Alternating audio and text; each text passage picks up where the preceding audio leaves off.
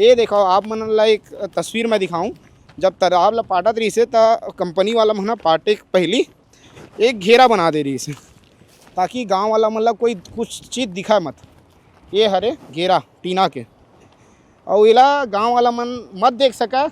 गांव वाला मतलब एक पर का बते पता मत चल सका कि लगा रही से, तो सियान इला तोड़ दी, ती तोड़े इसको।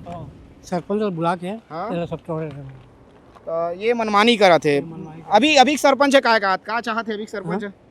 अभी सरपंच से नहीं देना चाहते। नहीं देना चाहते ऐसे। तो ये मनमानी है अडानी पावर प्लांट के, जो सिंचाई के किसान मन के सिंचाई के पानी जात रही यहाँ से, वो तालाब लभी अडानी पावर प्लांट है पाटे के प्लान कर ले।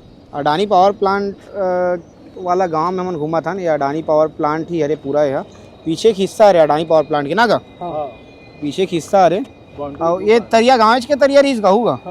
हाँ ये अडानी खो गया अभी। हाँ अभी सुनाई आवत है। हाँ सुनाई आवत है कि अडानी दे दे है सरपंच अहू तरियल दे दे। भूल दे दे। हाँ सुनाई आवत है। तो ये पानी करिया करिया किसी दिक्कत है? वो अंदर में जो कोयला वाला सब डब करते धोते होते पानी वानी डालते सब यहाँ यही होती निकलते।